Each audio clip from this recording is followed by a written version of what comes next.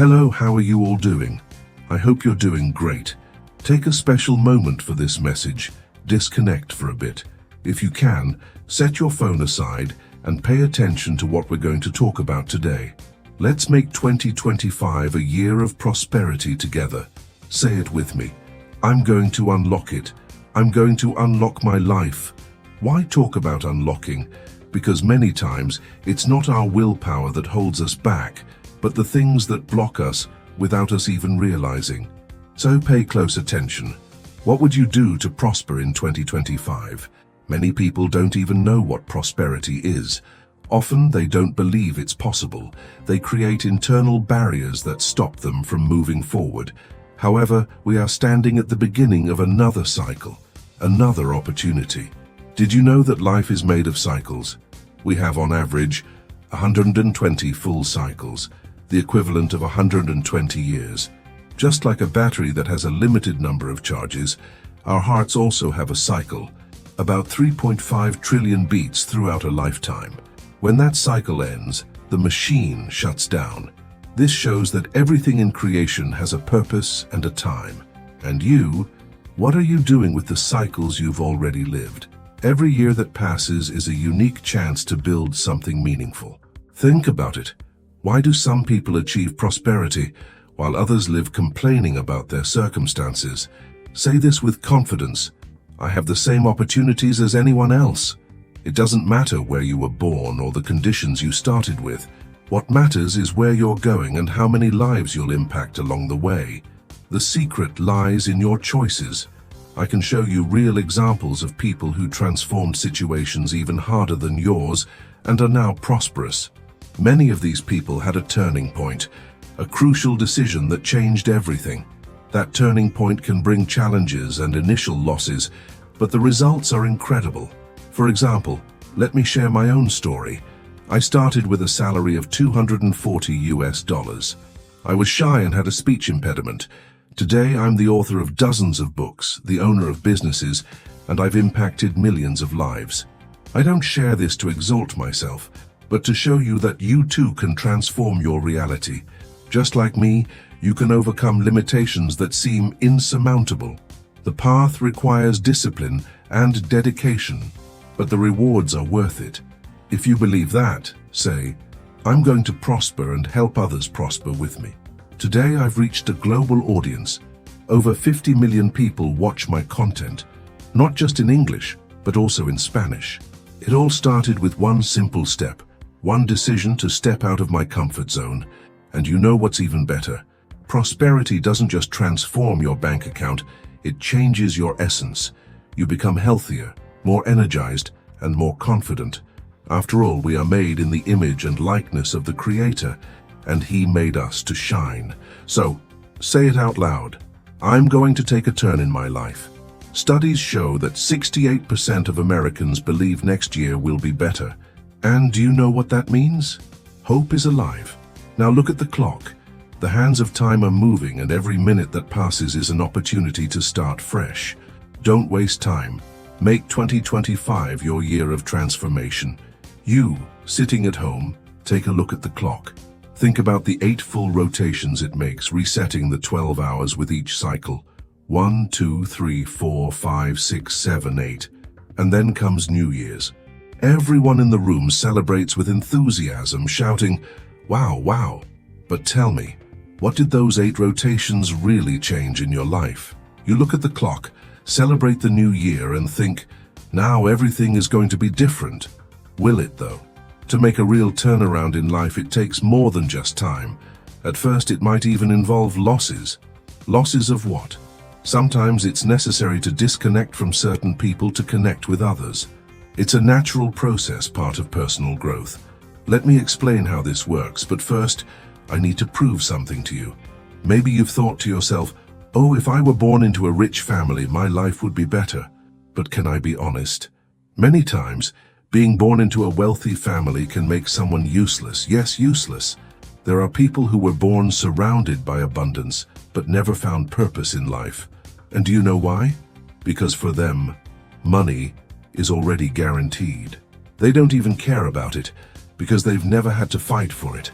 Now, why do we have the tendency to look at other people's lives and wish we were in their shoes? It's simple. We see in them something we feel is missing in ourselves. But instead of just wishing, ask yourself, what did this person do to get where they are? That's the key.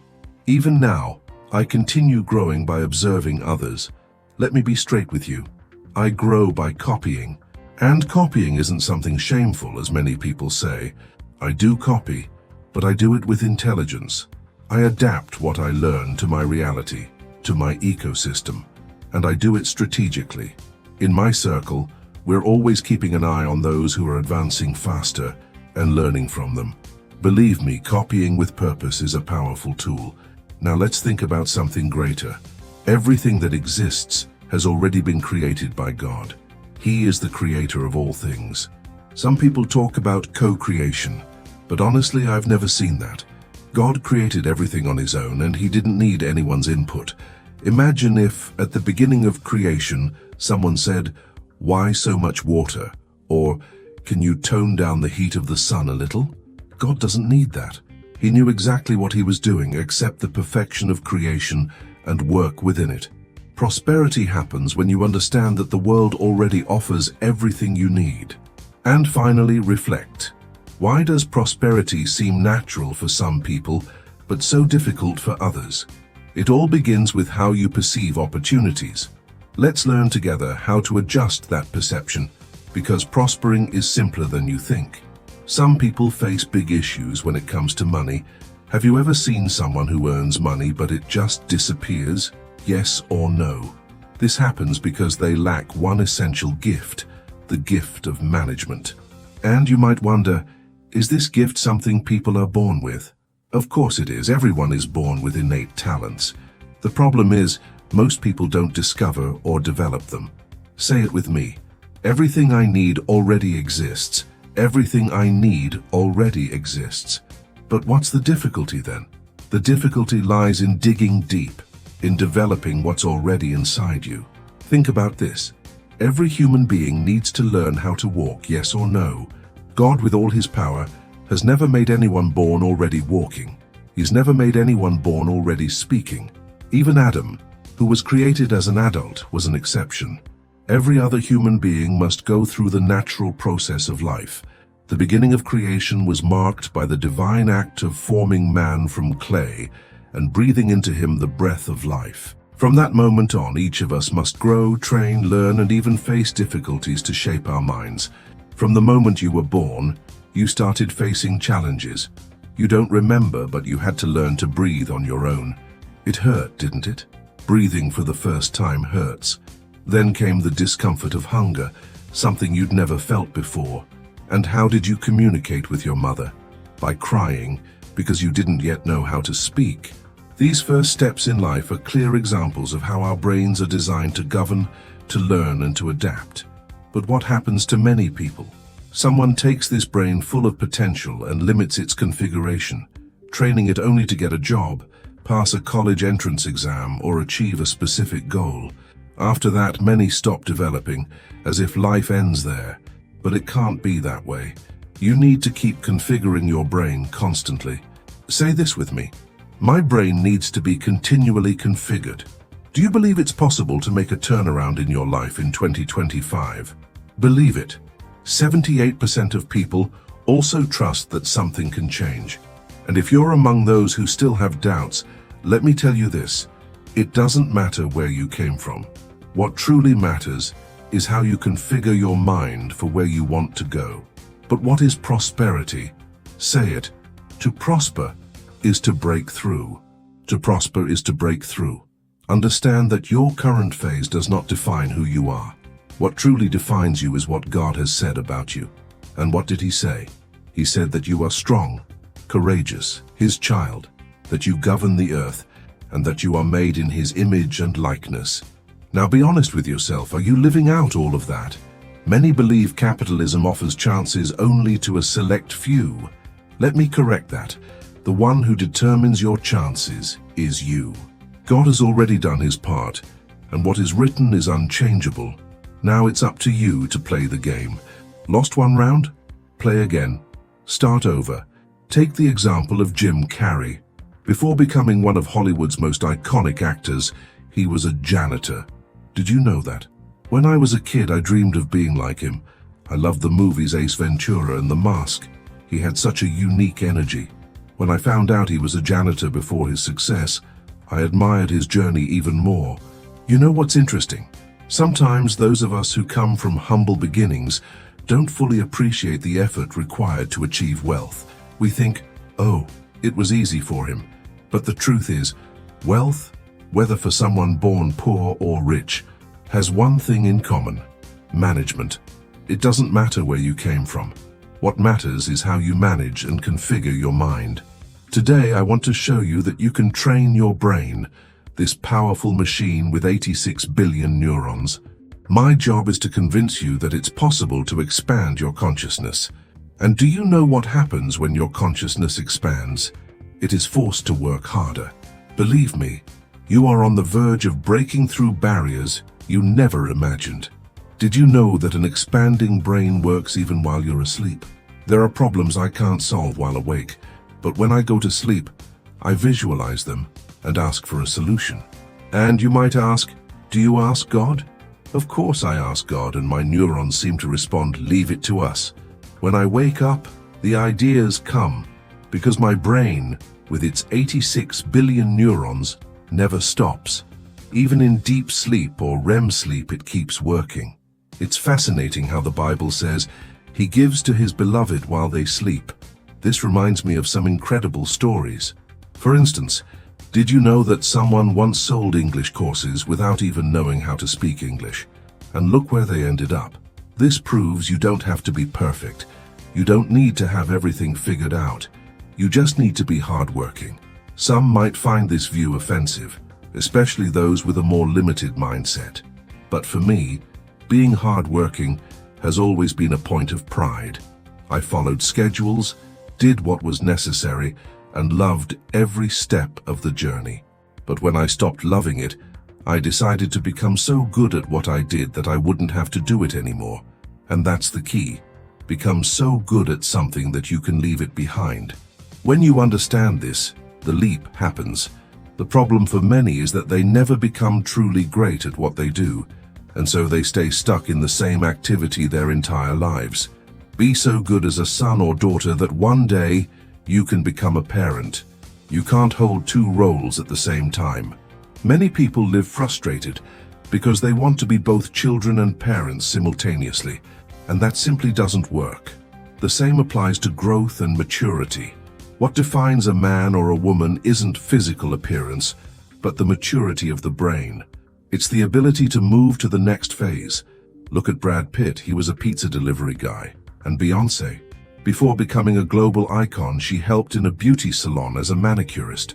They all started humbly. The most incredible part, almost everyone we've mentioned here eventually reached billionaire status. Was it luck? Think about it. Beyoncé, Flavio Augusto, Brad Pitt. Do you think they got to where they are by luck? The truth is, luck doesn't define those paths. Repeat after me. My phase does not define me.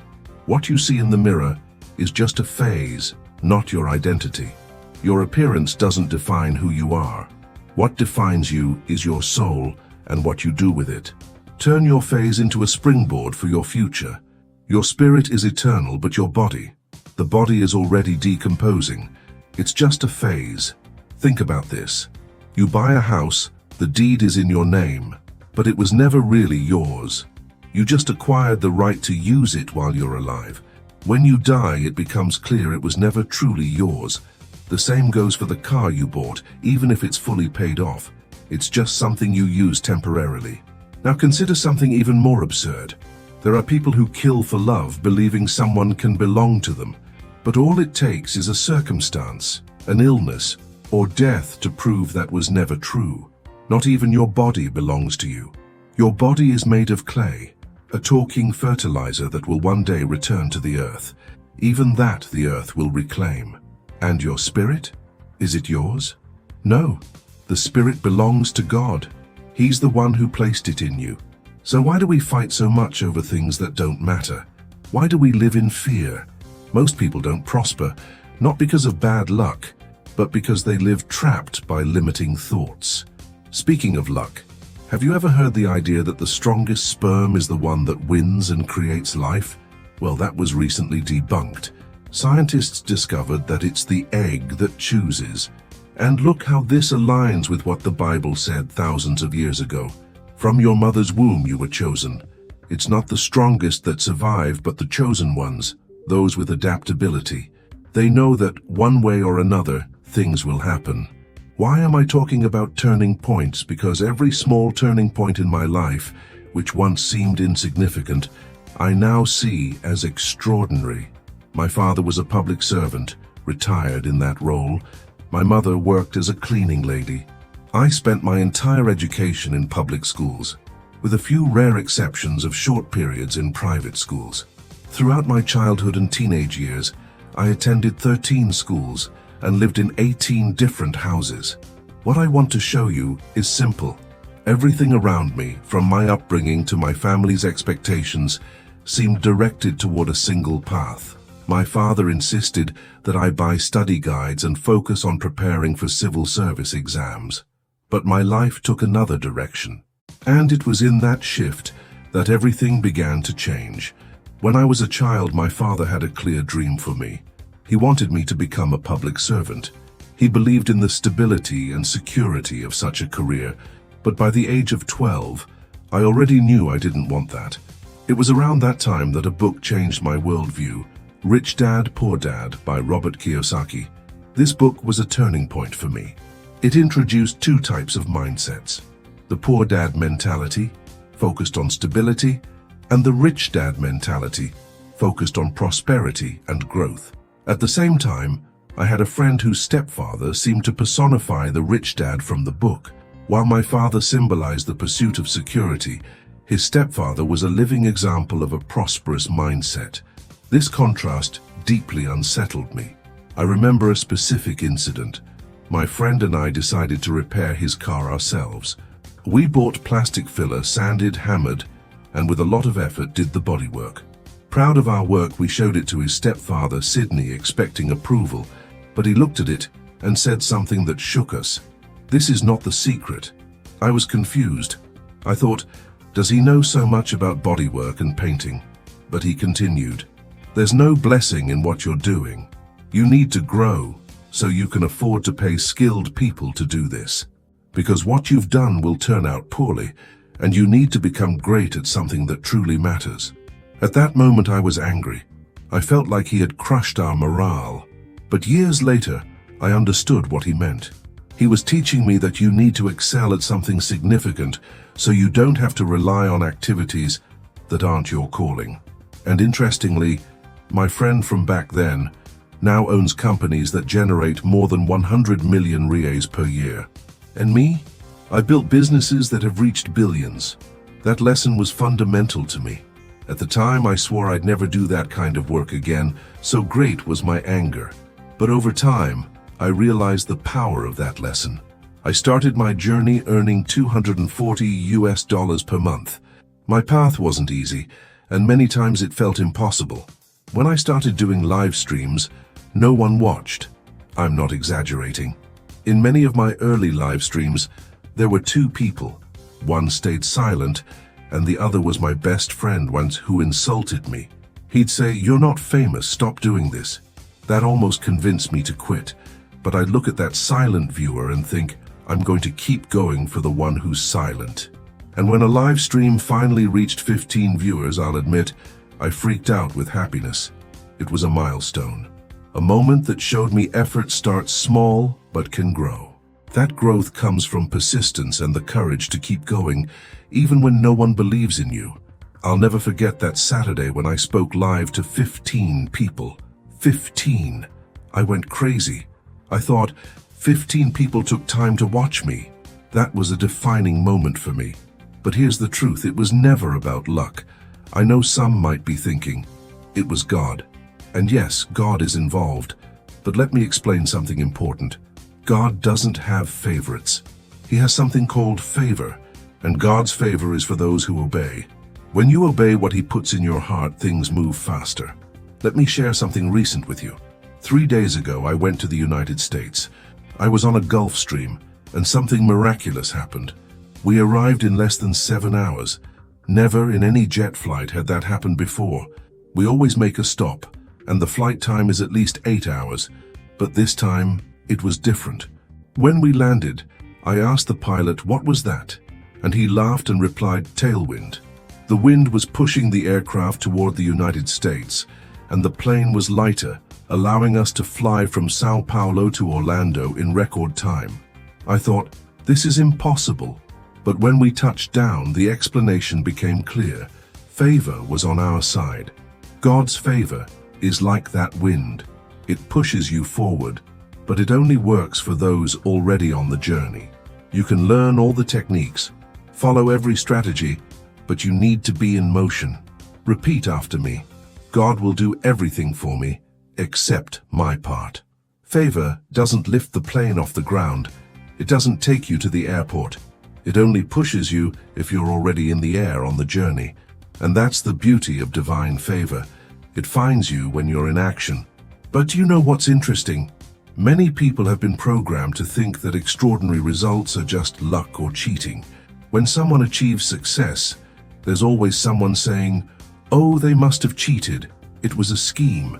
That's because it's easier to criticize than to accept that progress requires consistency and effort. I remember when I started advancing in my career, there was always someone saying, "Oh, his dad must have connections." Funny enough, my dad had never even stepped foot in that place. People don't respect consistent and progressive results. They prefer to make excuses to justify why they're stuck in the same spot. And here's the key. You need to tune your mind to the right frequency. Think of a radio. It only picks up the station it's tuned to.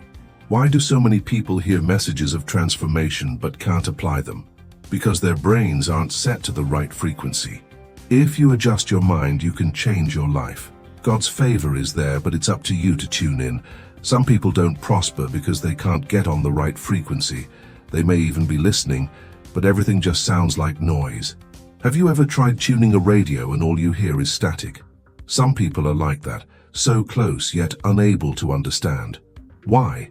Because I'm broadcasting on FM and they're tuned to AM. Someone asked, "What do you mean by frequency?" Let me explain. Everything on Earth operates on frequency. Light is frequency. Sound is frequency. Even the wind is frequency. I love flying, and every time I'm in a helicopter, especially near mountains, I say, "Look, it's going to shake." People get tense. "Oh no, God help us." But when you explain that it's just an air current, like waves in the ocean, they calm down. These waves exist in the air, just like they do in the sea. When you're on a boat and you hit a wave, it rocks. In a helicopter or plane, it's the same thing. The difference is that in the air, these waves are invisible. Sometimes they're even made of ice. Yes, planes pass through ice formations in the air. Did you know that? And yet they keep flying. What causes fear isn't the impact, it's the lack of knowledge. An immature brain reacts to the unknown with panic. And you might think, what do those people have that I don't? The answer is simple. They've matured. They've discovered what truly matters, focused on it, and worked on becoming professionals. They stopped listening to voices that don't add value and started asking the right questions instead of making baseless assumptions. Now, all of you listening, repeat after me. I have enough resources to prosper. Let me prove that to you. Ask yourself, do I have blood circulating in my body? Yes. You have at least 5 liters of blood, right? That's life. Now, another question. Do I have fat in my body? Say it with me. Fat is gold. Let me explain. If you're going to face a major physical challenge, like an ultra-endurance event, the fat in your body will be essential. For example, one of my goals is to swim across the English Channel, 33 kilometers. This channel between France and England is known as the Everest of swimming. To swim for 12 hours in freezing water, do you know what's indispensable? Fat. Without a good layer of fat, you'll get hypothermia and won't survive. Gaining weight, in this case, isn't a problem, but a solution. Fat is a defense system. However, if you don't use it, it can become a burden. Understand this. Everything in your body is a resource. The secret lies in how you use what you already have. It's not about what you lack, but about what you do with what you already possess. If you don't have enough fat, you could literally die in certain situations. In the financial, mental, and physical worlds, having a reserve is essential for survival. In the past, the greatest offerings to God included fat. In Isaiah chapter 25 verse 6, it's written that in the end times, God will prepare a feast for all nations. That feast will include fine wines and fatty meats, or as it's described in the original text, marbled meat. Think about it. It will be something like a Wagyu with marbling grade 12. Why? Because God doesn't have budget constraints. He doesn't operate under human limitations. Think about this. Many times our religious or cultural mindset prevents us from enjoying what God has created for us. Some say that wine is a sin, but the first miracle Jesus performed was turning water into wine. Not just any wine, but the best wine.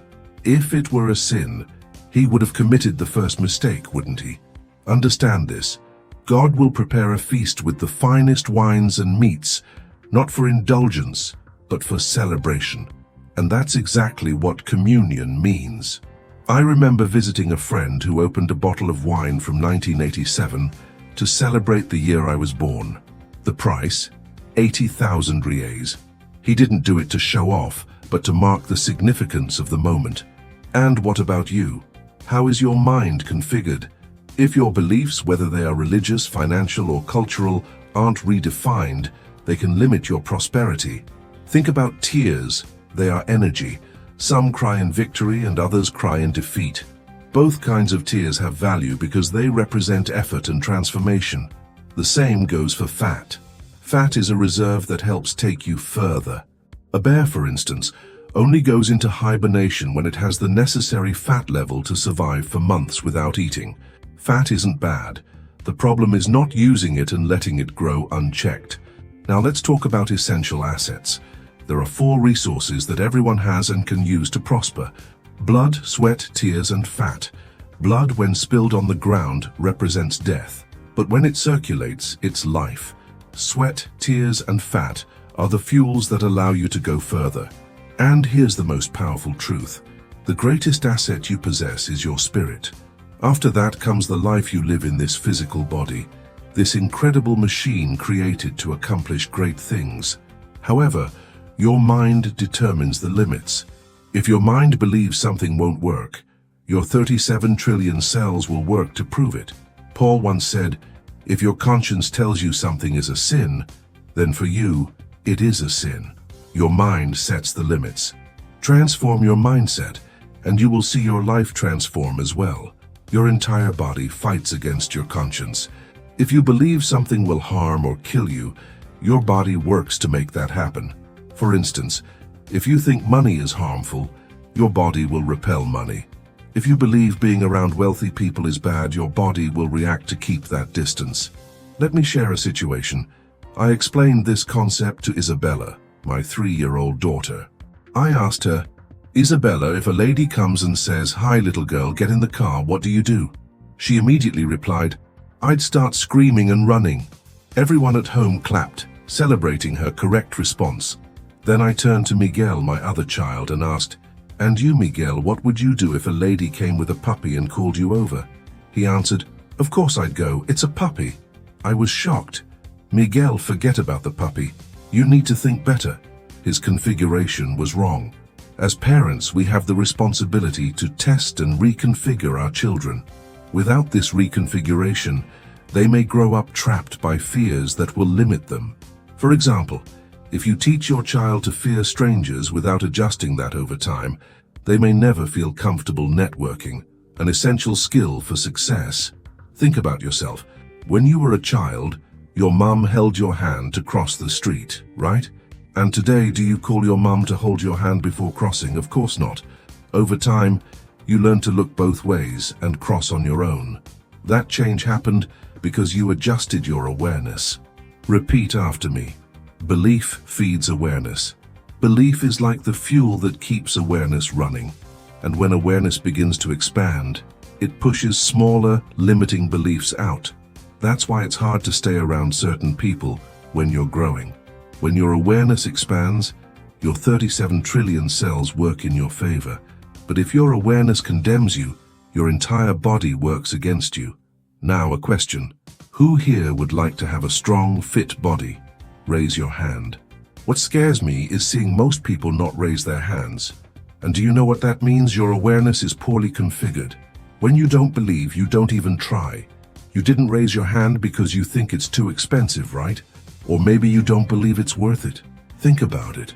You look at someone who's in shape and say, "Oh, that body is cool." But deep down, maybe you find it awful because you're not ready to make the necessary effort. I was like that too back when I weighed 100 kilograms. I'd look at someone in shape and say, "That body is nice, but it's not for me." Now I want you to understand something. Your body is incredible. It needs to get stronger. You need to train your glutes, lower back, calves, quadriceps, shoulders.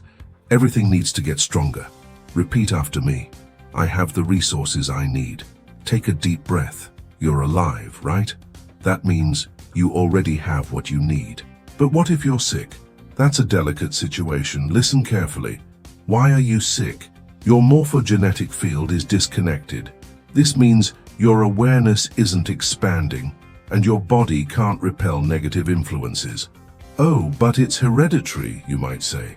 Did you know that 90% of diseases aren't hereditary? They come from similar habits, the same environment, the same fridge. Even if something is hereditary, you can reverse that energy field and push it out. Think of a river. You can throw caustic soda, oil, anything into it, but as long as it keeps flowing, it cleans itself. If the river stops flowing, it becomes whatever was dumped into it. So, what now? How do you fix this? Imagine investing in health from a young age, training children to be athletes instead of spending billions on treatments. Most people get sick because 77% of them work at jobs they don't like. When that happens, their field of happiness shrinks. Now think about it. What's the first resource you have? Your spirit. Just by being here, I know you have a spirit. What's the second resource? Your breathing. That means you still have time. How old are you? Let's say 38 years old. You've lived about 31% of your life, assuming a life expectancy of 120 years. That means 69% is still ahead of you. Repeat after me. My greatest asset is my spirit. It is eternal. It is the foundation of everything. And you still have time to use this asset and transform your life. Within you, there's a connection to eternity called the spirit. And this body, which lasts about 51,200 hours of life, is the medium through which you experience the world. If you're breathing, wow, what a spectacle. But after that, what should you do? Never forget, this little guy, your spirit, needs to govern within time. What does it mean to govern within time? It means that if you learn earlier, you'll govern for longer. Yes or no? Yes. If you develop skills as early as possible, you'll have more time to enjoy them. If you connect with important people, time will become your ally. The same is true for starting projects, getting married, or having children earlier. Now tell me, why do you keep postponing important decisions? Why don't you focus on that clock and just start? Some people have been following me since 2013 and they say, "I've been following you for 11 years, but I still haven't had the courage to do what needs to be done." And I think, you're not really following me, because if you were, you'd have done it by now. I know many feel they need a trigger, something to unlock their mind. But listen, your greatest asset is your spirit. After that comes time, represented by the 3.5 trillion heartbeats. That number is significant. Think about it. 3.5 trillion heartbeats is the natural limit of this incredible machine we call the human body. So what should you do with this limited time? Be proactive, learn faster, live experiences earlier, connect with people quickly. But above all, lose the fear of failing. Repeat after me. I'm not afraid of failing. And do you want to know the truth? I don't like failing either. So what do? I pay to learn from the mistakes of others. I buy the data, compile it, analyze it, and adjust. Is it expensive? Yes, but it's cheaper than wasting time failing on my own. Now, if you can't afford to buy those lessons, you'll have to learn the most expensive way, by making mistakes and wasting the time you could have saved. Pay attention.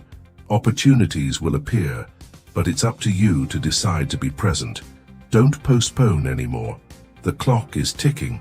Let's get straight to the point.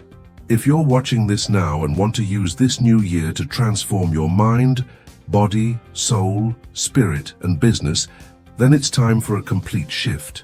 It's no use changing just your diet, your habits, or one aspect of your life. If it's not across all areas, the change won't be real. You need 4 natural resources that everyone has, rich or poor: blood, tears, fat, and sweat. And do you know what sweat is for? I love it when someone says, "You're my inspiration." But let me tell you, inspiration won't change your life. What changes it is perspiration. If you don't act, nothing will change. Use 1% inspiration and 99% perspiration. It's action that transforms the body, soul, and spirit. Now, speaking of time, I'll give you a simple guideline for managing your day. The 8-8-8 method. Divide your day into 3 parts. 1. 8 hours for sleep. You can't skip this. At least 7.5 hours, with 30 minutes to prepare for sleep. 2. 8 functional hours. Time to eat, commute, care for your body, and handle daily tasks. 3. 8 hours of production. This is the time you work or create.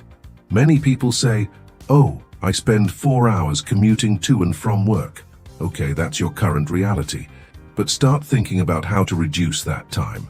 Time lapses are something you need to resolve early. The earlier you optimize your time, the better.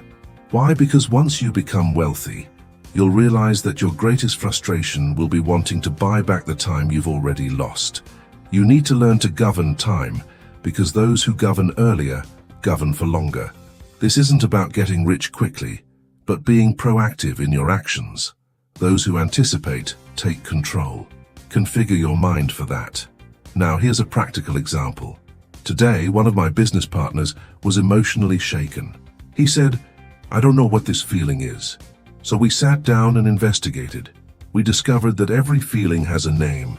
There are no random feelings, just like time doesn't do anything on its own. Time doesn't heal. What heals the soul is emotional intelligence. What heals the body is basic care, getting enough sleep, drinking at least 3 liters of water a day, eating right, exercising, and feeling loved. Medications are helpful, but nothing replaces these practices. The human body is an incredible machine. When you take care of these things, it works perfectly. All of this is time management. Those who care for their bodies, minds, and emotions can prosper, because the body is the vehicle that takes us toward our goals. You need to be a friend of God, because without that, everything becomes harder. Maybe you're saying, "But I don't even believe in God." That's fine, but know this. Many emotional problems have spiritual roots or unresolved traumas. Sometimes it's an issue of fatherhood, religious blockages, or wounds left by family that need healing. Now think with me. Do you really have time to live with so many unresolved issues? Tell me, who here is ready to accelerate in time? If you truly want to accelerate in time, I can promise you something that may sound absurd. It's possible to achieve 10 years of results in just 1 year. Who believes that? But for that to happen, you need to stop living as if something magical will happen. Stop living like a dead person, waiting for a check, a payment, or someone else to fix your life. And what if the person who owes you doesn't pay? What will you do? Let me tell you what I did. I forgave every debt owed to me. That's right. And after that, I never lent money again. If it's to help, I give, but I never lend. Instead, I invest my time, educate people, or spend my money in ways that truly make a difference. And do you know what happened? God never stopped prospering me. The truth is, everyone has a sad story. Say it with me. Everyone has a sad story. From the most honest person to the con artist, everyone has something to share. So what do you do with that? Don't fall for those stories. Take responsibility for your life, because that makes all the difference. If you learn to lead in time, the game changes completely. When you lead in time, no one else has control over you. Be proactive in the basic things of life and see how far you can go. Now let's talk about money. You say, I want money, I need money. But understand this, money is merely a quantification of the value you currently possess. It reflects your knowledge, your connections, your experiences, and your ability to lead. Why would someone pay another person $1 to do what I do, but pay me $300,000? The difference lies in my journey and my market value. I don't say this to discourage you, but to show you that it's possible to increase your worth. It all begins with how you manage your time and your mindset. Remember, if the Son sets you free, you will be free indeed. John 8:36. True freedom starts in the mind and the spirit. Did you know your brain has areas like the dorsolateral cortex, the visual cortex, and the prefrontal cortex that can be trained and activated to operate at maximum potential? I've invested millions of REAs in nurturing my brain, enabling 86 billion neurons to work in my favor. With humility, I'm here to teach you something powerful. When I believe in something, the 37 trillion cells in my body respond immediately, asking, what time do we start? The problem is that for many people, the opposite happens. When they hear they can be blessed, that God sees them as blessed, their minds respond, that won't work for me. And then, those same cells begin working against them. When you try to build a strong relationship with God, your mind sabotages you with thoughts like, but what about the issues with your father? This confuses the bond you're supposed to have with God the Father, associating him with the flaws of your earthly father. These distorted beliefs feed your awareness and destroy your faith. This happens because you don't understand your relationship with time and fail to realize that you are an infallible spiritual being. Repeat after me, the spirit is infallible. The fall of man in Eden didn't make the spirit flawed. The spirit remains perfect, eternal. What happened is that the soul stopped governing and became dominated by the ego, and the body, which was once eternal, became corruptible flesh. Before eating from the tree of life was enough to live in eternity. The Bible teaches us that salvation doesn't pertain to the body, but to the soul. David cried out in Psalms 25:20, "Deliver my soul and save me." The soul is the command center of the human being, the mediator between the spirit and the body. And Paul clearly described this in Galatians 5:17. For the flesh desires what is contrary to the spirit, and the spirit what is contrary to the flesh. Why does this battle exist? Because the spirit is eternal and speaks the language of the divine, while the body is earthly and limited. The spirit looks at the body, this talking clay, and asks, "Why aren't you doing what you need to do?" Meanwhile, the body responds, "Just one more day. Let's leave it for tomorrow." Have you experienced this? You knew you needed to leave a job last year and you're still there. Or you know you need to fire someone who's holding your company back, but delay because they're good at sales. That's the serpent in Eden, someone who seems useful but hinders progress. Deep down we all know the path to prosperity, but our conscience fights against us. Our brain tells us it's hard, that we don't know anyone who's made it. The good news is that now you're surrounded by people who want to see you prosper. Better yet, you're listening to someone who feels an obligation to help you prosper. From the bottom of my heart, if I don't fulfill the purpose God has placed on my life, to set a people free, I would become worthless. I could achieve everything, but if I don't obey the mission He gave me, my life loses its meaning. And do you know what's interesting? Many times, moving to another nation and teaching another people would be easier than transforming our own. Why does this happen?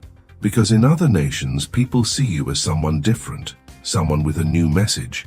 But true transformation begins with you, wherever you are. Often, people undervalue what comes from within their own country. If a Brazilian says something important, many think, "Oh, he's from here, I'll check it out tomorrow." Now imagine someone coming from the United States, speaking English, saying, "God sent me to save this people called Tupinamba." Everyone would go wild because a messenger from abroad always seems more impressive, But when it's someone local, things get delayed. And do you know what's interesting? If I went to another nation, I'm certain I could transform it more quickly than my own. Why? Because outside of here, people see the value of the message more directly. But honestly, what I really want to do is just go fishing. I understand Peter. When Jesus ascended to heaven, Peter thought, you know what? I'm going fishing. He was tired, imagining the persecutions to come. And you know what's funny? God promised that if you do what he calls you to do, you will be persecuted. It's there in Mark 10:30. You will receive 100 times as much in the present age, along with persecutions, and in the age to come, eternal life. Think about it. Prosperity is guaranteed, but persecution comes with it. Sometimes I sit with my wife and say, I promise I didn't ask for this trouble, but it comes anyway. I always say that for those who do what God asks, persecution is inevitable. Now, why don't many people prosper? Simple. Because they don't understand time. They don't know how to manage their own machines, body, soul, and spirit. Jesus said in Mark 10:29, no one who has left home, brothers, sisters, mother, father, children, or fields for me, and the gospel will fail to receive 100 times as much in this present age. Do you know what that means? To prosper, you must prioritize the kingdom of God. In Matthew 6:33 it's written, seek first the kingdom of God and his righteousness, and all these things will be added to you. It's simple, but requires a leap of faith. Many find this message heavy. They want to know how to make money without giving anything up. But for those seeking to live in the kingdom, the game is different. At first, it's the hardest game there is, because it demands surrender. But over time, it becomes the lightest game you've ever played. Let me repeat. The kingdom's method is the most expensive to start, but the cheapest to live. And just like in a soccer game, some of you are only watching. Like that man in the stadium, eating peanuts, watching the field, but not truly engaged. Go for the ball, he shouts, but he's not tuned into the intensity of what's happening. If you truly want to prosper, you need to tune in. Understand that the kingdom's game demands total commitment, but the results are eternal. To truly prosper, the first step is letting go of the small things you think have value. Then you start engaging in what God has called you to do. It's written in Matthew 6:33. Seek first the kingdom of God and his righteousness, and all these things will be added to you. Everything begins with this prioritization. Now, let me explain something. Many people come here for the first time and ask, are you a pastor? The answer is no. I had an issue with time. I studied theology, and yes, I once desired to be a pastor. I spent 20 years as a leader in the church, but deep inside, I always heard something very clear. I didn't call you for this. Despite my desire and the expectations of those around me, God had other plans. He called me to something different. This brought sadness, as if I had wasted years studying something I wouldn't pursue. But now I see it was all part of a bigger plan. I also studied law for 5 years. I never took a public service exam, never worked as a lawyer, but I gained knowledge that saved me from problems involving hundreds of millions of reals. What seemed like wasted time was actually an investment in knowledge and experience. Each phase was mental training and preparation. I spent 8 years at a telecommunications company, and even there I felt I wasn't fulfilling my calling. But all those experiences gave me codes, tools, and helped me build my mental and spiritual management skills. Now you might ask, who are you to teach me? I'll answer honestly, I'm just a talking piece of clay who prospers greatly and loves to see others prosper. And you luckily crossed my path, and do you know what's even more curious? I am obligated to help you prosper. Why? Because that's my calling. Even when I feel like ignoring it, I do what's in my heart. Whether I like you or not, I will do what God has sent me to do, and I guarantee this. If you stay close to me, it's impossible not to prosper. At first, you might resist. You might even dislike me. But someone more open around you will start prospering first. And when you see their results, you'll change. Many people come to me and say, I didn't like you, but now I see the results. And do you know what I respond? It's not about me nor about you. It's about what God wants to do in your life. You can continue disliking me, but you'll love the results your life will start producing. Someone might say, I love you, but often that's just words. Do you think I've become insensitive? On the contrary, the more I studied emotional intelligence, the more sensitive I became. The difference is that now I have sharper senses, so I'm not naive. That's the big distinction. Some people prefer to criticize, this guy only cares about money. Want to hear the truth? I don't want money, money wants me.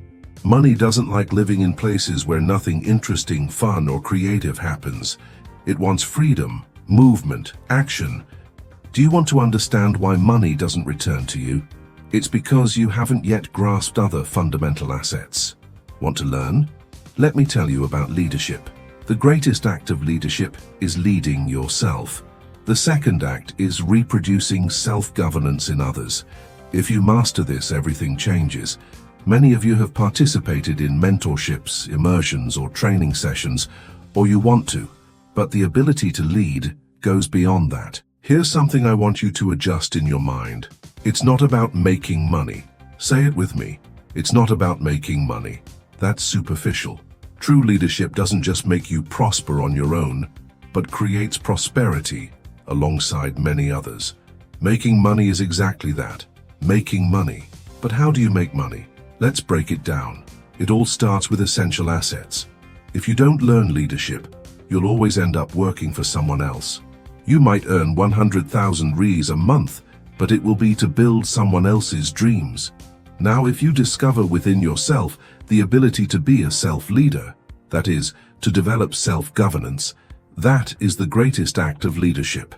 The second greatest act of leadership is helping others develop self-governance.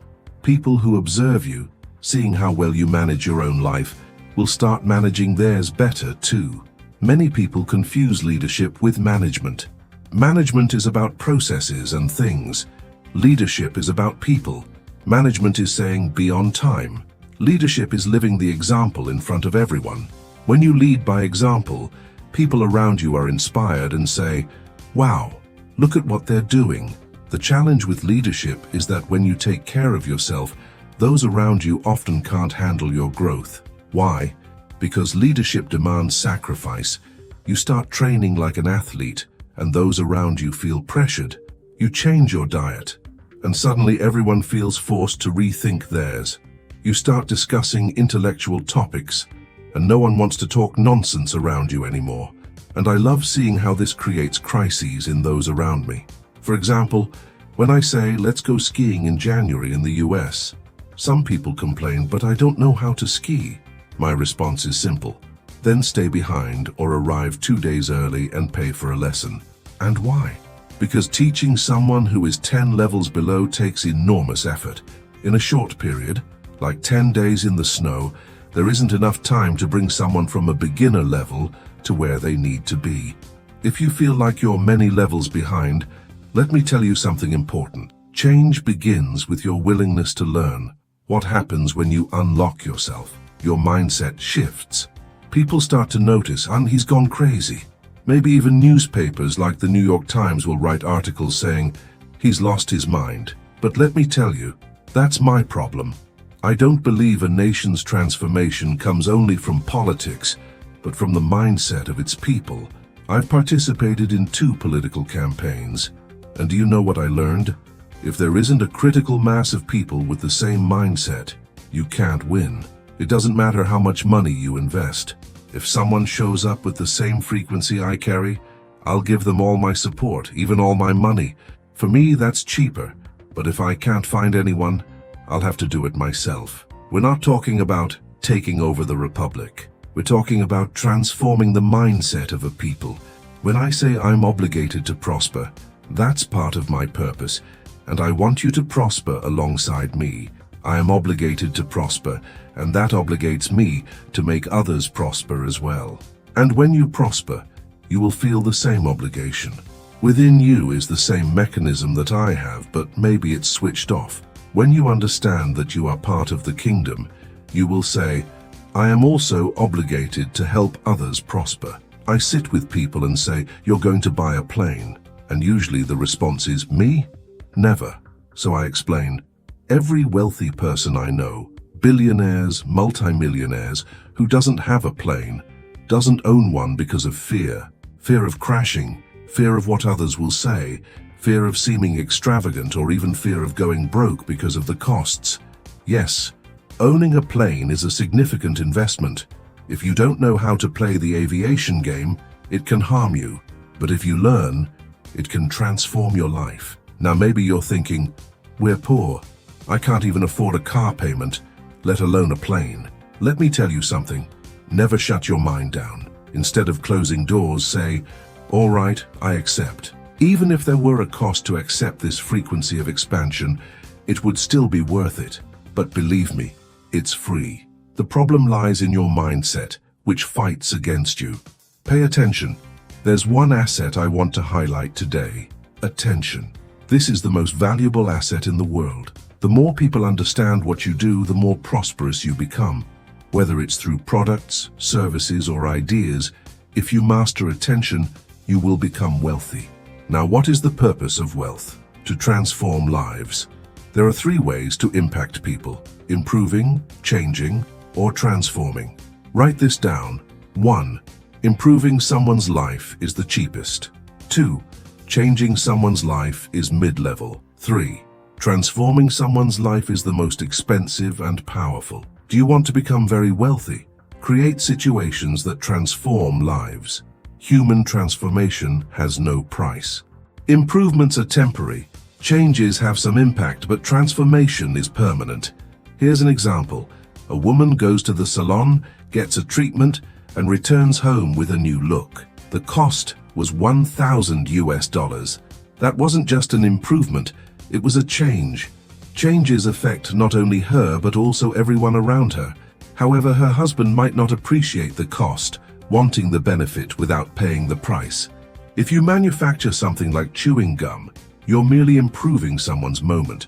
But if you work with something that transforms people, like cosmetics that enhance appearance, or services that elevate self-esteem, you're in a market of incalculable value. That's why the wealthiest people deal with transformation. Remember, transformation has no turning back. Improvement is superficial, change is moderate, but transformation is eternal. To illustrate, let's use a simple example. Imagine 3 ways to deal with something unpleasant. Improving is spraying perfume over it. Changing is trying to hide it. Transforming is getting rid of it completely. The difference lies in the impact. Transformation changes the game and helps you prosper in a way that you'll never go back to where you started. Let's use a straightforward example. Imagine dealing with something unpleasant. Improvement is like spraying perfume on the problem. It may mask the odor for a while, but when the wind blows, the bad smell comes back. That's superficial. Change would be taking the problem, repositioning it, and putting it somewhere else. It changes location, but the essence remains the same. Transformation, however, is taking that problem, giving it a purpose, like turning waste into compost to enhance a crop. So even if you see yourself as something without value, remember, everything can gain a purpose. The secret isn't in what you are, but in what you do with it. If you feel like a problem, connect yourself to a purpose that transforms and amplifies your life and the lives of others. Got that insight? Now let's talk about the time machine. Say it with me. I need to accelerate time. How does that work? There are 2 clocks in life. 1. The chronological clock, which is immutable for everyone, governed by Chronos. Each hour has exactly 3,600 seconds, and no one can change that. 2. The value clock, which is the game changer. This clock doesn't measure the passage of time, but how much you grow, connect, learn, and develop. While Chronos's clock moves forward continuously, the value clock can either accelerate or stagnate. The more you understand, unlock, connect with people, acquire knowledge and wisdom, and face challenges, the faster the value clock moves. For some, it spins at full speed. For others, it barely moves. God doesn't favor one and ignore another. What he does is allow the value clock to advance based on your productivity, your decisions, and even how you handle failure. Say it with me. We only mature through failure. You need to embrace failure because it's the engine that accelerates the value clock. Now let me be direct. Many people are stuck in emotional blocks. Some are still living in the day their father left home, in the trauma of abuse, or in a school humiliation. These people might be 30 years old, but their value clock stopped at 7, the time of their trauma. Meanwhile, the chronological clock keeps moving forward. That's why some people stay in the same job for 10, 15, or 20 years, earning exactly the same income. Stop and think. How can someone spend 2 decades in the same position without growth? The secret is to unlock the value clock. This requires facing fears, overcoming blocks, and being willing to learn from mistakes. If you remain stagnant, the chronological clock will keep moving forward, but the value clock will stay frozen. So today's challenge is this: accept failure as part of growth, connect to a greater purpose, and allow your value clock to accelerate. How can someone go 20 years with their value clock stuck? It's simple. By living with the same knowledge, the same mindset, in the same place. You're stuck at the same income level because you know the same things, live in the same city, drive the same car, and hang out with the same people. Your health? It's probably even getting worse. Some people, instead of advancing, are regressing. Have you noticed? They're worth less today than they were at birth. Now pay attention. Time doesn't care about you. It doesn't stop. It doesn't wait. Let me show you something about time. I have 2 watches here, a Casio, which costs about $300 and a Rolex, which can be worth $20,000 or more, depending on the model. Both tell the same time, right? So why does someone pay $20,000 or even $200,000 for a watch? The difference is in the story. A Casio is functional, but it doesn't carry the same weight as a Rolex, which conveys status and history. If you want to buy a Rolex, you might even have to wait years on a waiting list. It's not just a timepiece, it represents value. Now, I know many people think that's nonsense, but never judge the value others place on things. Someone wearing a watch like that might be trying to draw attention, but the truth is, it reflects something deeper, the acceleration of the value clock. If I go back to the neighborhood where I was born, wearing a Rolex, without mentioning fame or fortune, do you know what people will say? That's fake. Because in that environment, the frequency of value is different. A $300 watch is used to tell time. A watch worth $20,000 or more is a reminder that time has immense value and shouldn't be wasted on things that don't yield a return. Now, let me share a secret. Watches like the Rolex don't use batteries. They're automatic. And when they're not on your wrist, they need a special safe that keeps them constantly moving. If the mechanism stops turning, the watch stops. Do you get the analogy? Just like the Rolex, you need to stay in constant motion. If you stop, you lose your rhythm and your value clock freezes. This is what separates people who prosper from those who merely survive. Both live in the same chronological time, but the value clock of those who stay in motion never stops. Like the Rolex, you carry a mechanism within you, your heart, your value. If you stop moving, stop generating purpose, this internal clock also stops. And here's the problem. Many people live as if they were automatic watches left idle, with their hands frozen. I'm not telling you fairy tales or offering magical formulas. I'm showing you a method. Take your life more seriously than ever before. Maybe you're saying, I'd love to have a Rolex on my wrist. And I'll tell you that can become routine for you, as long as you understand that it's not money that defines you, but your decisions and your ability to generate wealth. There's nothing wrong with wearing a more affordable watch. When I was earning $240 per month, I had to work 6 months to afford something like a Casio. I've been through that phase, but the secret is, don't get stuck in any phase. Don't fall in love with any stage of the journey. Do you want to be where I am? I don't even want to stay here. My mind is always open to what's next.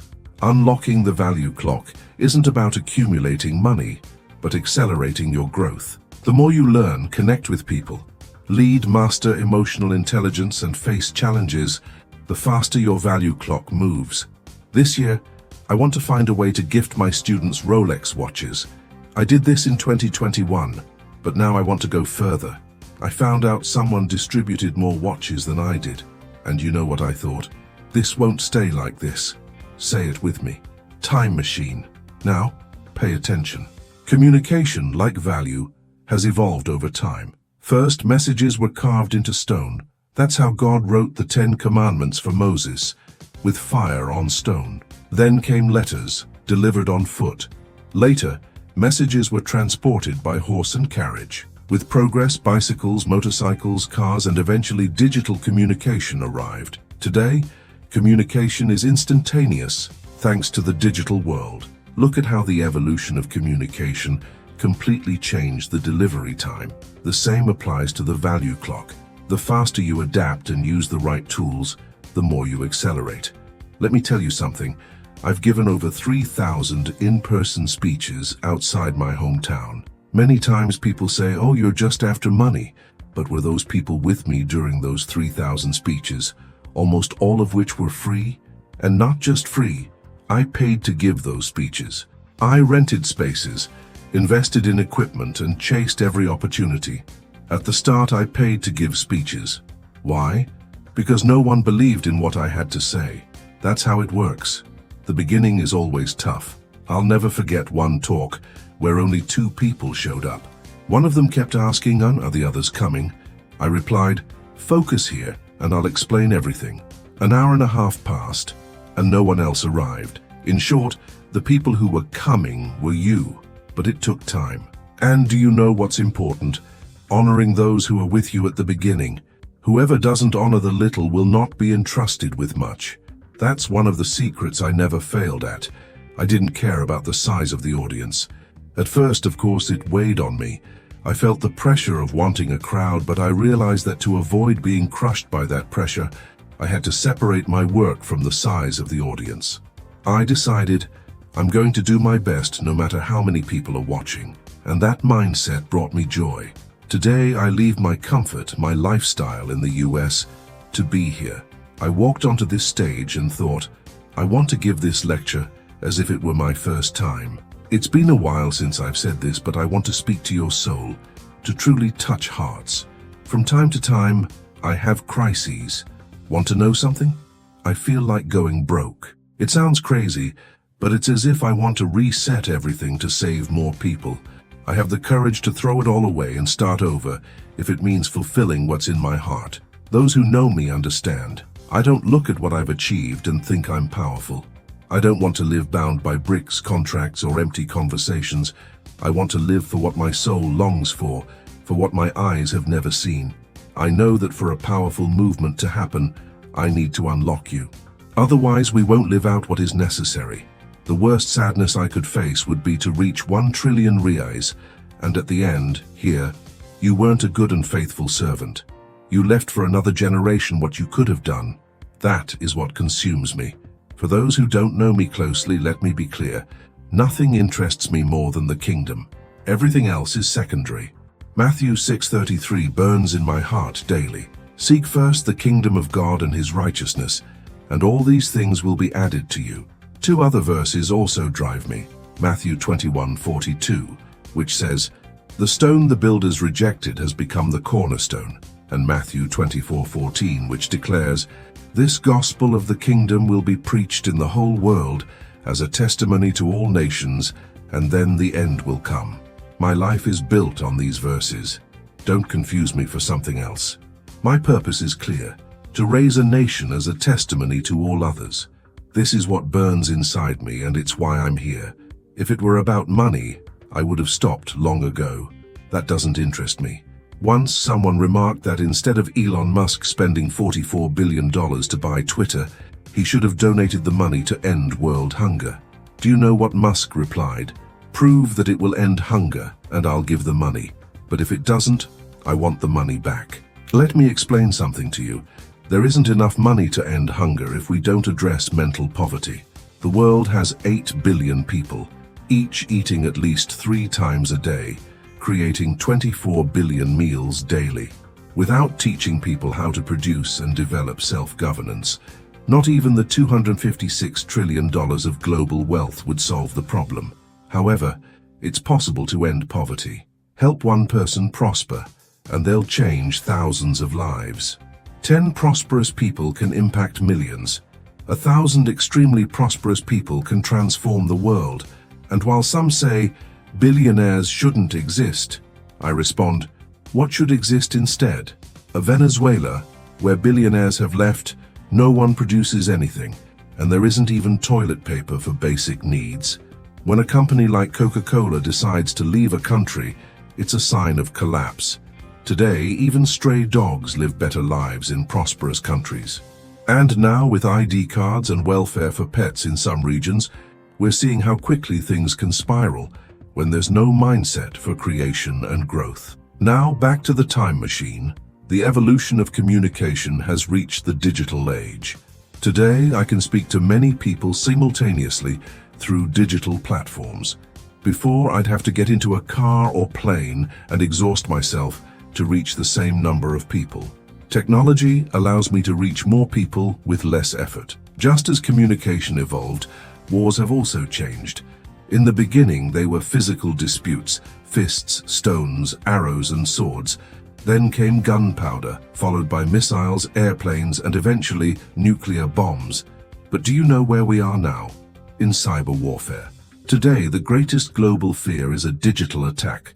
I personally invest hundreds of thousands of dollars to protect companies with cybersecurity defenses.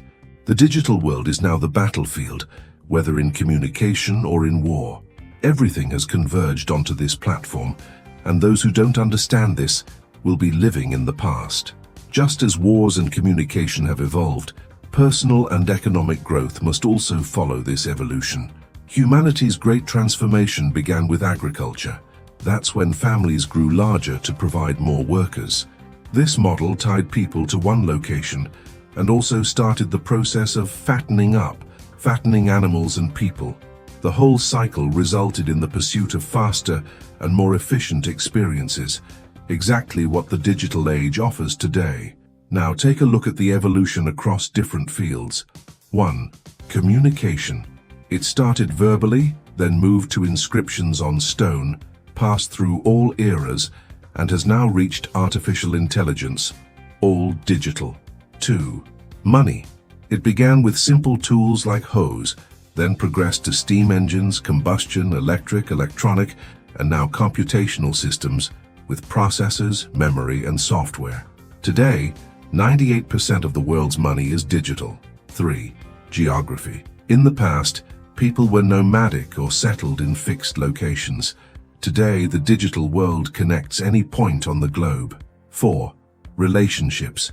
Many, unfortunately, have also become digital. Even books and the reading experience have shifted to e-books. And what about the future of food? Imagine a machine where you input all the nutrients you need, eliminating the need to seek out food. In space, this is already a reality. On Earth, it's only a matter of time. And for those who enjoy the sensation of biting into warm bread, even that could one day be simulated in the brain. If you're overwhelmed because you feel you don't understand technology, know that I didn't either in the beginning. I started with in-person talks. I still remember the pain of buying my first camera for $1,000. It felt like a fortune. When my YouTube channel launched, we had 400 viewers. I was ecstatic. Then we adjusted our strategy and reached 4,000 viewers. One day, the audience exploded to 34,000 people. That shook me. That's when I realized people wanted to listen but didn't know how to find me. The fault was mine. Repeat after me. The fault is mine. Now, if you don't want to speak like I do, that's okay. Put someone else in front of the camera, but do something. The digital world is the most powerful tool we have today to unlock wealth, connect people, and transform lives. If you don't want to speak, let your product speak for you. No matter what you're doing, the world is on the cell phone. Repeat after me. Yes or no? Yes, you're obligated to be on the cell phone. You're either buying or selling. Write this down as a golden rule. Use only 5% of your time with technology for consumption and 95% for producing, connecting, and transforming. Unfortunately, many people do the opposite. They consume 95% and produce only 5%. The result? It would take 10 lifetimes to pay the price of that imbalance. The key is to make a transition from passive consumption to active production. That will be my job with you in 2025, to help you prosper. Repeat after me. My mind is open to being configured. The difference between a door and a path is simple. The door can change your life, but only the path transforms it. Walking is a continuous process. If you follow what I teach step by step, new levels of consciousness will be unlocked. You will gain small victories that will build your self-confidence. This is what we call self-efficacy. Self-efficacy happens when you achieve something and your brain says, you're capable. It's the seal of authority you earn at each stage. For example, who here wants to make their first liquid million in 2025? When you achieve this for the first time, your self-efficacy will be activated. From then on, your mind will say, if I could make 1 million, I can make 10 million. But right now, with the same brain, it's impossible to believe in 10 million without first making the first million. Self-efficacy is regulated by results. I say this often. And to achieve those results, two words are fundamental: consistency and progression. Water, the softest substance on the planet, can wear through rock with consistency. Now imagine what your mind, metaphysically the most powerful part of your being, can do. If you can hold a continuous thought for 20 seconds, you can bring anything into existence. The problem is that your mind is distracted, your consciousness is stuck, and your environment is contaminated. Without accumulating small results, you don't believe in anything. This is what we're going to change. Did you know that staying in a continuous frequency for just 3 seconds can transform your reality? If you understand what I'm saying, you've just found the path to trillions in opportunities. This is the result of progressive consistency. Do you want to learn? Then stay close to me, even if it's digitally. Why miss out on an experience like this when communication, money, everything today is digital? It doesn't matter where you are, 2025 is coming. Repeat after me. In 2025, I will grow tenfold in 1 year. Some of you may think this is impossible because you lack a reason. Let me explain. I've been attending church since I was 9 years old. I accepted Jesus back then and got baptized at 11. I've always loved studying the Bible. Every year end, I made plans and set goals for the next year. But do you know what happened? I almost never managed to achieve all those goals. Why? The environment was amazing, wasn't it? Yes. God's presence was there, right? Yes. Even so, I couldn't achieve my goals. Why? Lack of consistency, lack of progression, lack of knowledge and wisdom to face challenges. That's when I decided to take on extreme physical challenges, like participating in the Ironman and Ultraman. These challenges taught me more about mental strength than anything else. Imagine swimming 8 kilometers, biking 180 kilometers, and running a full marathon. It's hell on earth. My mind would collapse. I laughed, cried, sang, wanted to quit, and even felt anger toward the people around me. One day during a race, as I thought about giving up, I saw a man carrying another. He was swimming with a boat tied to his chest, carrying his quadriplegic friend. I, already exhausted and almost drowning, thought, what am I even doing here? But when I saw that man passing me carrying another life, something inside me shouted, shut up. You only need to carry your own body to the shore. These challenges pull every bad thing inside of you out into the open. They show you what you're truly made of. The consistency and progression I learned there taught me that no matter how difficult it is, what matters is finishing what you started. And there we were, facing the challenge. Me and him exchanging quick words. Go, go, go, I'd respond. I can't take it anymore. But I'd look at that man pulling someone in a boat during the race. Swimming, biking and running, always carrying another life. Every time I saw him, I thought, if he can do it, so can I. I passed him several times during the race. He was exhausted, nearly giving up, but he never stopped. On the bike, pushing a cart, he simply didn't quit. I kept telling myself, if he can carry someone else, I can carry myself. It was a lesson in resilience I will never forget. In the Ultraman race in the United States, only 14 people participated and only 4 finished. I was one of them. Now I ask you, Do you want a real breakthrough in your life? Yes or no? It's going to cost you. And do you know what the cost is? Your time, your friendships, your habits. Money is the least of it. The real price lies in your willingness to change. When I decided to transform myself, the biggest challenge wasn't crossing the finish line. It was leaving things behind, like sugar, which I loved so much. The real problem isn't achieving the goal. It's accepting that after crossing that line, you will never be the same again. If you want to prosper, listen carefully. You can't be petty, lazy, or naive. You can't lie to yourself. You need to leave behind what no longer serves you. Many people walk through a door, get dazzled, and freeze there, never walking the path. But it's on the path where true transformation happens. Whenever I want to achieve something, any challenge, I surround myself with people. I don't do anything alone. When I decided to take on the Ironman, I went with a group of 22 people. Why? Because automatically, we created an environment for collective growth. It's a simple secret. When we're on the same frequency, everything becomes easier. During the training, some reached race day and said, "Unfortunately, I can't go because I don't have the money." So I turned to Marquinhos and asked, "How much are they short?" We covered it for them. Why? Because these people helped create the environment. They had already done the hardest part, which was training and committing. It didn't make sense to leave them out because of money. The environment we created made everything lighter and transformative. That's why I say, the environment is powerful. When you're surrounded by people with the same purpose, the result is already guaranteed. Today, as soon as I landed in Brazil, I called Marcos and said, "Let's meet." I got in the car and went straight to the gym.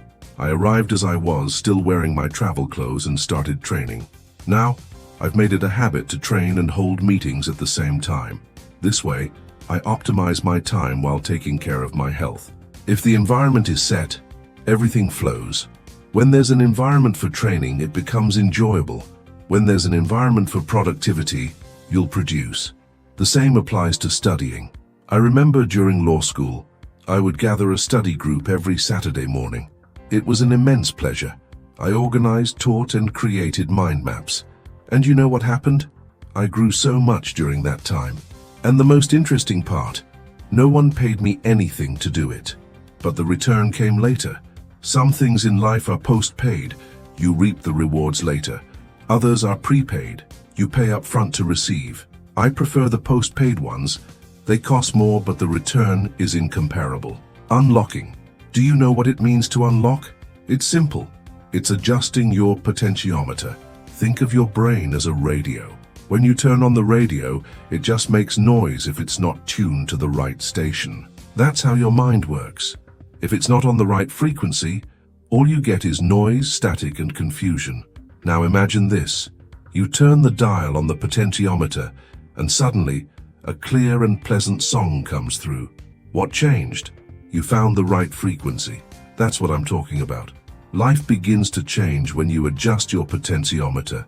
And where is the potentiometer for your frequency? In your heart. That's right. Your mind might be confused, full of doubts, but it's your heart that adjusts everything. When you're close to wealth and prosperity but can't tune into the right frequency, it's because the potentiometer in your heart isn't calibrated. Remember, you can walk with Jesus as many disciples did and still not understand anything. Why? Because they weren't on the right frequency. Now, let me show you something incredible. Think of a radio. It captures signals from an antenna located kilometers away. And your brain, it's much more powerful than any radio. Who invented the radio? Humans. So if the brain was capable of creating that technology, imagine what it can do when it's properly tuned. Humans have always dreamed of the impossible. Think of the first person who looked at a bird and said, "I want to fly too." They were called crazy. Yet today, flying is a reality. The same happened with Leonardo da Vinci, who drew the first helicopter. He proved that flying was possible, but he never flew. Or think about Walt Disney, who envisioned Disney's magical world in a swamp. He never saw the most powerful roller coaster be inaugurated, but it all started with his vision. Someone at the inauguration said, "Walt should have been here to see this." But his wife replied, He saw all of this before any of us. That's the power of an unlocked mind. Sometimes because of the hardness of your heart, only your children will be able to enjoy what you create today. It's like Moses, who led his people for 40 years in the desert, but didn't enter the promised land. Don't repeat that in your life. Unlock your mind. Adjust your potentiometer. Tune into the right frequency. It's interesting to think about how much we've become like a cell phone. Just as a phone depends on a good internet connection to be useful, we as human beings depend on a connection with God's Spirit. Without that connection, we're like an expensive flashlight or calculator, functional, but lacking a greater purpose. Now, think about this. Your brain is like an app. You can download skills and abilities, such as leadership, management, talent multiplication, and even wealth creation. Everything is available, but it needs one essential thing: frequency. Have you seen what happens when your phone loses signal? It drops from 5G to 4G, then to 3G until it's disconnected. We're the same way. Without the right frequency, we can't operate at our maximum potential. And do you know what's worse? The world is trying to uninstall our apps, erasing our purpose and filling us with distractions. Now let's talk about negative frequency. Just 5 minutes of bad news can rob you of 5 hours of mental immunity. Imagine the damage. Negative frequency is cheap, accessible, and everywhere. That's why gossip and toxic news spread so quickly. On the other hand, the frequency of the kingdom is different. It requires focus, connection, and practice. It's like tuning into a radio. You turn the potentiometer, adjust it slowly until you hear the music clearly. The good news?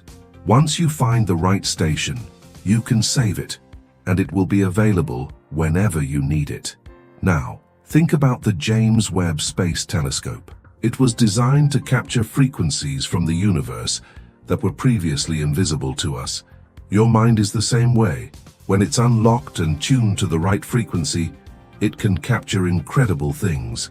But if you don't take action, if you don't seek that connection, you'll keep hearing only noise. Genesis 6 speaks about humanity's unlimited capacity when aligned with purpose. It's no coincidence that in the story of the Tower of Babel, God had to intervene because the people had discovered how to connect and accomplish anything. That capacity is still inside you. The problem is, we often don't know how to access it. And here's the secret: tuning in to your purpose. When you understand this, you start adjusting your frequency. It doesn't matter if you're on 3G or 5G. What matters is connecting to what truly counts. And do you know what's even more powerful? Just as a radio needs an antenna to pick up signals, we need the Spirit to pick up God's purpose. When you're connected to this frequency, everything changes. What once seemed impossible begins to align. So I ask you, are you willing to adjust your potentiometer? Are you ready to tune in to the right frequency? Do you think this technology is impressive? It's far behind the divine machine God created within us. Just imagine tuning directly into the station of the Holy Spirit, seeing the kingdom and fulfilling exactly what God has placed in your heart. Isn't that incredible? This radio, this cell phone, all this technology are just limited versions of what's already inside you. Look at the cell phone, the device that has revolutionized our communication. It's going to end up inside our heads soon. Yes, that's the next step. After all, everything is already centralized in this device. But do you know what's fascinating? All of this is just an imitation of what God has already given us: a connected spirit, a soul to govern, and a body to enjoy. Have you noticed that cell phones, TVs, radios, everything is based on frequencies? And we are designed to operate exactly the same way. The secret is tuning into the right frequency. When you adjust your mind and connect with God's purpose, everything aligns. You prosper because you're flowing on the right station. Now let's do something special. Let's prepare to unlock this next year and flow into the following one. Repeat after me. I will unlock this year and flow into the next. Take a deep breath. It's simple, isn't it? But what makes something simple? It's the way you process it. If you look at something and see it as complex, you'll get stuck. But if you see it as just a challenge to decode, you'll realize everything is simpler than it seems. Think about the planets in the solar system. The closer they are to the sun, the faster they move. Mercury, for example, takes only 88 Earth days to complete a year. Neptune, the farthest planet, takes about 165 Earth years. What does this teach us? The closer you are to the light and the pressure, the faster the movement. The same is true for prosperity. You need to be close to the light, close to challenges. But what do we often do? We run away from problems. We avoid difficulties. This has to change. The closer you get to the eye of the storm, the faster things happen for you. Who here wants to prosper? Raise your hand. Now, close your eyes and take a deep breath. Let's align our spirit. God, we are here, available for your will. Thank you for awakening us to be a different generation. Lord, if necessary, we will go through humiliation, challenges, or any situation, as long as you are with us. We know that all things work together for the good of those who love you and are called according to your purpose. Romans 8:28. Let our lives be configured to hear you say in the end, "Well done, good and faithful servant. Enter into the joy of your Lord." Matthew 25:23. Regardless of my mistakes, my failures, and everything I am, Lord, it has never been about me. It has always been about you. This generation is rising, and for that, a new frequency will be tuned in our nation. God, I ask that we do not leave this calling, this purpose, this mission for the next generation. All the previous ones failed, but ours will not fail. The stones will not cry out in our place. The donkeys will not speak in our stead. We will be governed only by you. Before the foundation of the world, you chose us. It is proven, chemically, biologically, physiologically, that we were the chosen embryo, the victorious sperm cell. Even if we try to go to the depths of the sea or the heights of the heavens, your love will be there. There is no escaping you. We are not among those who mix things up, for we never separate you from anything. Woe to those who rise against us. I ask, God, that you raise a generation that does not care about money, fame, power, or reputation. One of the greatest revelations you have ever given my heart is the reason I was chosen to serve. None of it, money, fame, power, or reputation, touches my heart. The only thing that moves me is the word you placed within me, and I am willing to lose my life for it. May each person here understand that it's not about accumulating possessions, but about being a steward of the kingdom. May they understand it's not by the strength of their own hand, like Cain, but with an offering heart, like Abel. May they grasp that everything they think they own is not even enough to gain admission to the waiting hall of your glory. May they comprehend what is written in Matthew 6:33. Seek first the kingdom of God and his righteousness, and all these things will be added to you. Because it's not about the things, it's about the kingdom. From glory to glory, the more results, management, grace, and power, the more you add. To all those hearing this now, I want to say, you desire to be heard by multitudes, but God will not give a microphone or a platform to those who do not carry a strong message. First, he will strengthen your message and the frequency of your heart, and the greater this frequency, the more people will hear. Don't strive to speak to many. Do much with what he has placed in your hands, and then you will be heard by millions. This generation is in need. Don't keep your mouths closed. You were called in this moment to unlock something within your hearts. I will pass away, but the kingdom will never pass away.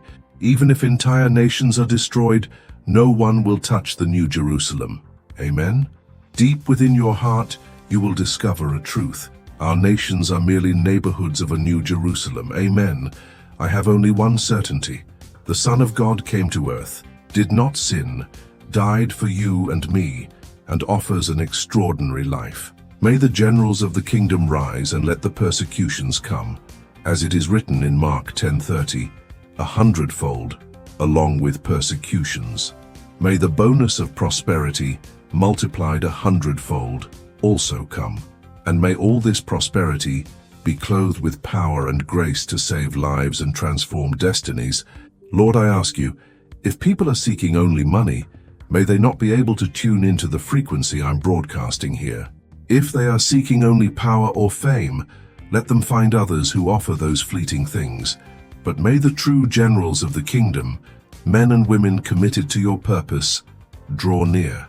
Whether they feel capable or not, whether they think they can or not, it doesn't matter. May we walk this journey together. Many people are waiting for politics to change their lives, but politics doesn't have that power. The one who will change your life is you. Not even the wisest among the 8 billion people on the planet, if they were to sit on the throne of any nation, could transform your reality. That's impossible. But the wisest of all, the one who walked the earth and now sits on the high and exalted throne, has called you to do something unique, something only you can do. Your prosperity doesn't depend on governments, politicians, entrepreneurs, or influencers. No one can do for you what God has placed in your heart.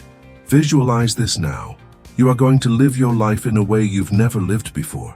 You will recover a simple message in your heart, reset your foundations, and enter a new frequency. Your heart will be turned toward what is eternal. The things of the earth may catch your attention, but only eternal causes will capture your heart. Repeat out loud, from today forward, I disconnect my heart from fleeting things. My heart is focused on eternal causes. I want to learn, grow, overflow, and transform lives. I want to impact thousands, millions of people. Let your kingdom come. I want to see the glory of God in this generation. And at the end of it all, I want to hear, well done, good and faithful servant. Take a deep breath and keep your eyes closed. When Paul understood the kingdom, he mounted horses and crossed Asia and Eurasia to preach tirelessly. When one horse could no longer carry him, he rode another, but the message never stopped. He became the greatest preacher in history, without airplanes, without the internet, but with a burning purpose. Even imprisoned for 2 years, he continued writing and left us 75% of the New Testament as his legacy. He carried the message and transcribed it onto scrolls. No one could stop him because once he saw the kingdom, nothing else in life mattered. Paul, who was once a persecutor of the church, wrote 75% of the New Testament. He met Christ face to face and gave his entire life to fulfill his mission. All but one of Jesus' 12 disciples were martyred. Even the disciples of the disciples followed the same path because after seeing the kingdom, there was no turning back. 500,000 people lost their lives in the Roman Colosseum. All of them were given the chance to deny Christ, but nearly all of them died smiling, declaring, I will never deny my Savior. This is the kind of strength and conviction we need to recover, yet we live in a generation that fears persecution even when they don't face it. True power comes from above, not from men. True purpose is not found in money, but in what God has placed in your heart. Money is just ammunition. Businesses, they're just weapons. Repeat after me. I am ready for a breakthrough in my life. I am ready to be trained, to govern in this generation. No one, not even myself, can stop me, because my heart is tuned to the frequency of the kingdom. If this is true in your heart, you will channel all your energy into one direction, what God has commanded you to do. And when that happens, no one can stop you. I'm not here to recruit people to walk with me, but to obey the call to awaken those who need to be stirred for the kingdom. My focus is not on those of you listening to me right now, but on those who will be transformed by the changes you will bring. If you are a general of the kingdom, you've understood the message. Don't depend on my smile or my applause. Learn to fulfill what God has called you to do. Tune in to the frequency of the kingdom. Repeat after me. I am tuning into the frequency of the kingdom. At the very least, I will prosper tenfold within a year.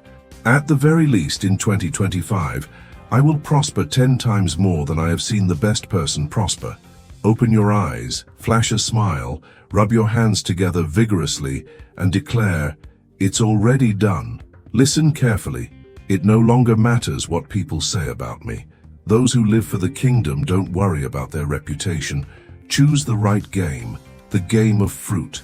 I know the fruit I produce, so it doesn't matter what others say. Even Jesus in the book of Luke was judged by his own relatives, who said he was out of his mind. So accept this. It's part of the process. There is something inside your heart that only you can access and understand. When that is activated, nothing else will matter. Declare with confidence, I will activate my purpose, and from this point on, nothing else matters.